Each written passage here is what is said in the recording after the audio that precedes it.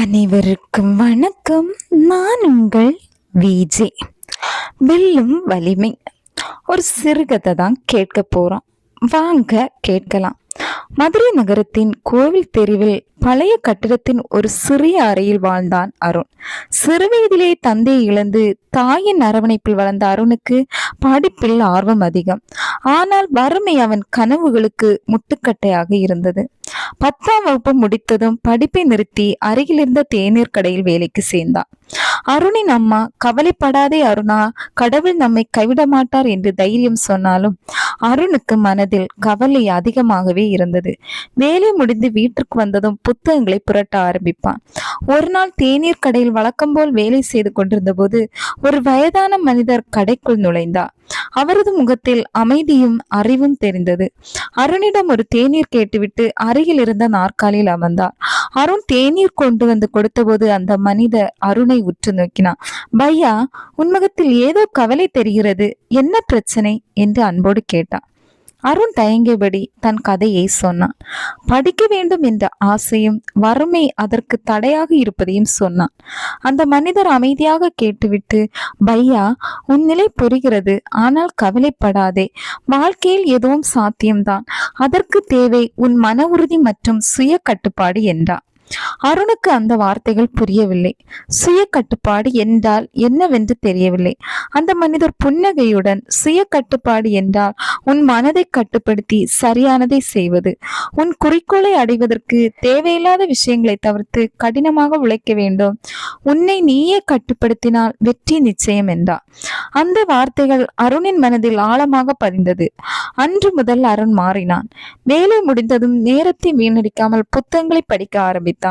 தேநீர் கடையில் சம்பாதிக்கும் சொற்ப பணத்திலிருந்து சிறிது சிறிதாக சேமிக்க ஆரம்பித்தான்.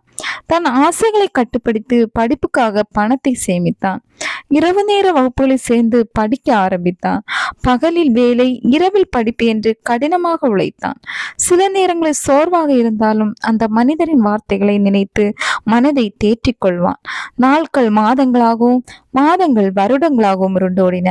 அருணின் கடின உழைப்பும் சுய கட்டுப்பாடும் பலன் கொடுத்தது. +2 வகுப்பில் நல்ல மதிப்பெண்களுடன் தேர்ச்சி பெற்றான். தான் சேர்த்து வைத்த பணத்தையும் அரசின் உதவித்தொகையையும் பயன்படுத்தி கல்லூரியில் சேர்ந்தான். கல்லூரியிலும் அருண் சிறப்பாக படித்தான்.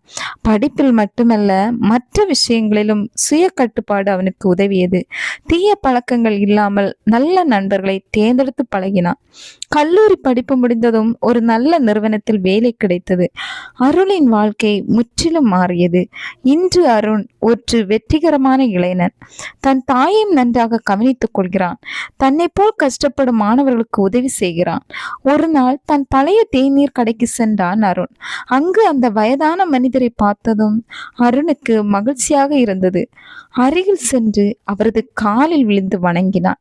ஐயா, நீங்கள் தான் என் வாழ்க்கையை மாற்றியவர். உங்கள் வார்த்தைகள் இன்று நான் இந்த நிலைமையில் இருக்க காரணம் என்றான் நன்றியுடன். அந்த மனிதர் புன்னகையுடன், இல்லை பையா, நீதான் உன் வாழ்க்கையை மாற்றிக்கொண்டாய். உன் கடின உழைப்பும் சுய கட்டுப்பாடும் தான் உன்னை இந்த உயரத்திற்கு கொண்டு வந்துள்ளது. இனியும் இந்த பாதையிலேயே செல், வாழ்க்கையில் மேலும் மேலும் உயர்வாய் என்று வாழ்த்தினான். அருண் மனதில் அந்த வார்த்தைகள் மீண்டும் ஒரு முறை பதிந்தது. வெற்றிக்கு சுய கட்டுப்பாடு எவ்வளவு முக்கியம் என்பதை அவன் மீண்டும் உணர்ந்தான். தன் வாழ்க்கை பயணத்தை தொடர்ந்தான் அருண், தன்னம்பிக்கையுடனும் சுய கட்டுப்பாடுடனும். நீங்களும் அதேபோல் தன்னம்பிக்கையும் சுய கட்டுப்பாடுடனும் வாழ்ந்து வாழ்க்கையில் வெற்றி பெறுமாறு அன்போடு வாழ்த்துகிறேன். பிடிச்சிருந்தால் லைக் பண்ணுங்க, ஷேர் பண்ணுங்க, கமெண்ட் பண்ணுங்க, சப்ஸ்கிரைப் பண்ணுங்க. தேங்க்ஸ் ஃபார் வாட்சிங்.